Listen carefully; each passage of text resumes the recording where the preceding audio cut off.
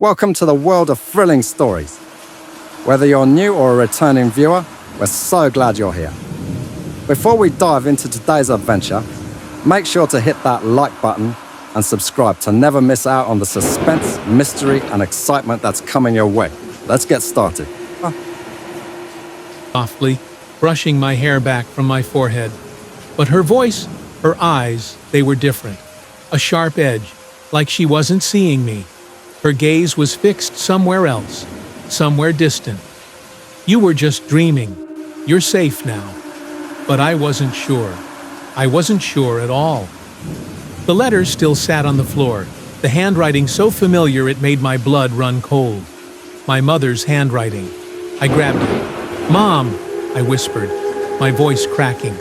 This was under my bed. It says, Before I could finish, the door slammed open. My dad stood in the doorway, eyes wide with shock, his face pale. "Mom!" he shouted, his voice shaking. "Where is she?" I froze, my hand still clutching the letter. My mother's face changed instantly, her calm demeanor slipping. She stood up, too fast, too rigid. There was a look in her eyes, one I couldn't place, something cold and calculating. "I don't know what you mean, Michael," she said, her voice too smooth, too rehearsed. I glanced between them. My dad's panicked expression, my mom's calm facade, and suddenly the pieces clicked. The letters, the voice, the creatures in the shadows. It was her, all along. She had been the one tormenting me. She had been the one calling my name from under the bed, whispering in the dark. "What's going on?" I asked, my voice a fragile whisper. "Who's under my bed?" My father stepped forward, his face pale and shaking. "It's her," he said, his voice barely audible. "It's always been her. I didn't know how to stop her."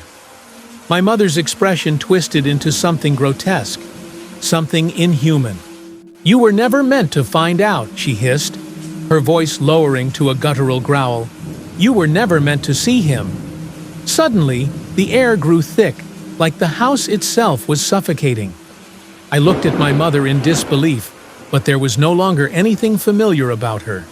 Her face was contorted with a twisted smile, and her eyes were dark, A black figure as emerged night. from behind her, creeping from the shadows. It was tall and thin, its body moving unnaturally, like a puppet whose strings had been pulled too tight. And then I saw its face. It was the man, the one from my nightmares, the one who had been lurking under my bed. But he wasn't just a figment of my imagination. He was real. And worse, he was connected to my mother. "You're too weak to understand," she said with a voice like ice. "He's always been here, waiting for you to remember." I backed away, my legs unsteady, but the man, if that's what he truly was, followed, his head tilting to the side like he was savoring every moment of my fear. But then, something inside me snapped. I wasn't going to be trapped anymore. I wasn't going to let them control me.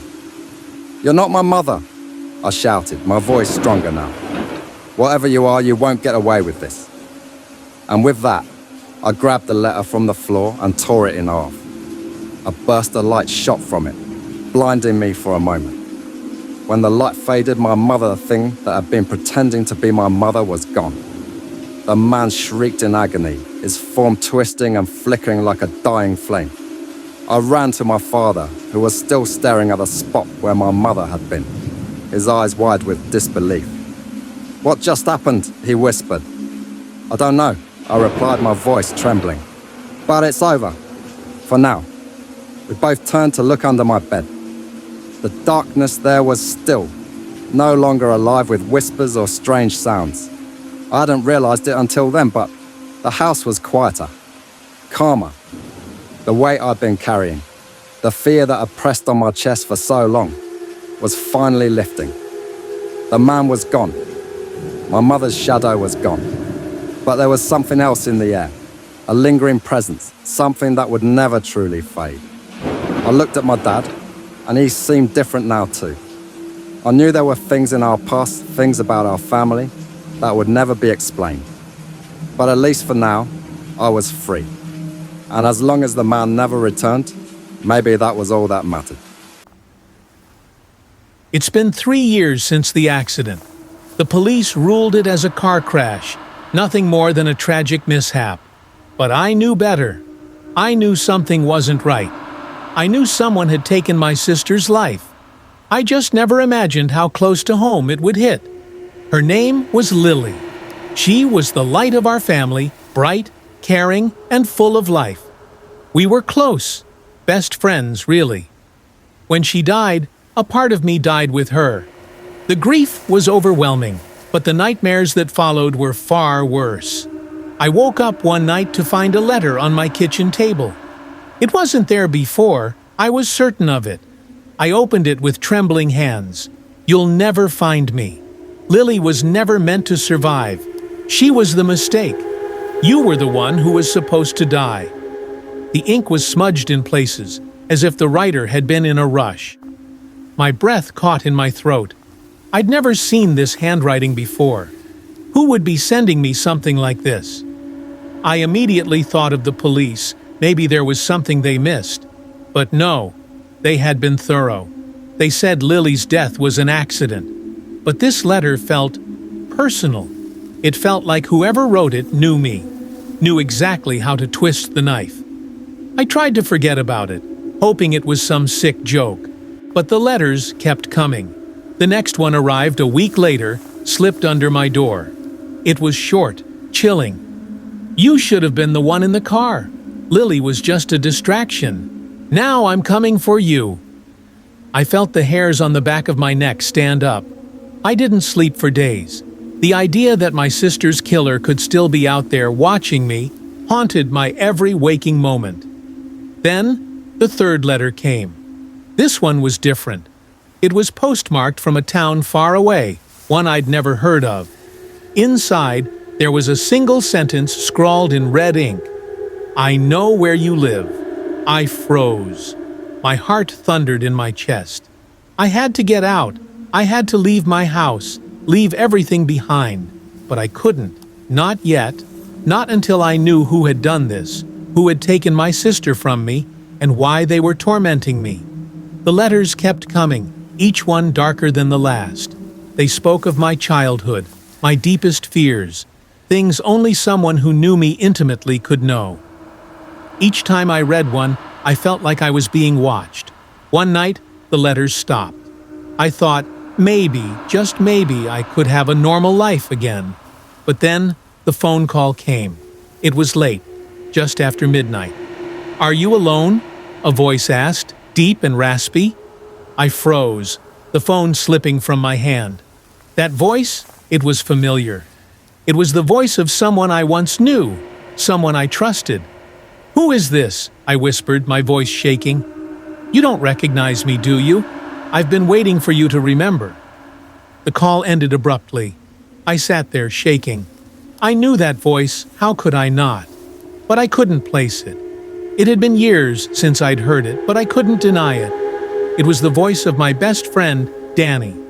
He was dead, or at least, I thought he was. He had died in a car accident when we were both in high school. I remember the funeral, the grief that consumed me. But now, I wasn't so sure. The voice, the way it had spoken, sent a chill down my spine. The next morning, I went through every letter again. I was searching for something, anything that could give me a clue. And that's when I saw it, small, almost imperceptible at first. The handwriting matched. It was Danny's handwriting. But how? How could he have written these letters? How was he still alive? I couldn't take it anymore. I had to know the truth. I drove to the old abandoned house where Danny had lived. It had been empty for years. But now, as I approached, I saw a faint light flickering in the upstairs window. My heart skipped a beat. There was no way anyone could be in there. The house had been condemned. I pushed open the door. It creaked loudly in the silence, the dust swirling in the air. The room smelled stale, as though no one had been inside for ages. But there, on the table in the corner, lay a stack of letters. My letters. All of them. My hands shook as I picked them up. I opened one, and inside was a photo of my sister, Lily, taken in the hospital right after the accident. But there was something else in the photo. Someone standing in the background. A man. His face was shadowed, but the eyes, those eyes Suddenly, looked too a familiar, figure appeared in the doorway. I froze. "Looking for something?" the voice asked. It was Danny's voice, clear as day, but I couldn't see him. Not yet. "Where are you?" I demanded, my voice barely a whisper. "You're looking at me," he said, stepping out of the shadows. My blood ran cold as I saw his face, a face I had seen in the coffin years ago. But it wasn't him. Not really. It was a version of him. His eyes were hollow, his skin pale and stretched tight over his bones. A twisted mockery of the friend I once knew. He smiled, and it was more terrifying than anything I had ever seen. "You should have died that night too, but you didn't. You're just as guilty as I am. Lily never had a chance." I stepped backward, my heart pounding in my chest. The man I had once known as my best friend was gone, replaced by something that wasn't human. "I killed her," he whispered, his voice low and twisted. "But you were always meant to suffer." I couldn't breathe. The world around me started to fade, the room growing darker, the walls closing in. And then, just as quickly as it all began, I woke up back in my bed. My heart was still racing, and I couldn't shake the feeling that something was watching me. I glanced over at my nightstand, and there, sitting quietly, was the latest letter. "You can never escape me. I'm already in your mind. I'm your nightmare." The killer wasn't gone. He was still here, and he wasn't finished yet. The journey into the unknown is always filled with twists and turns. But it's the courage to face the darkness that shapes our destiny. If you enjoyed these stories, hit like and subscribe for more chilling adventures. Every new tale holds a lesson, a mystery, and a truth waiting to be uncovered. Stay curious, stay brave, and never stop exploring.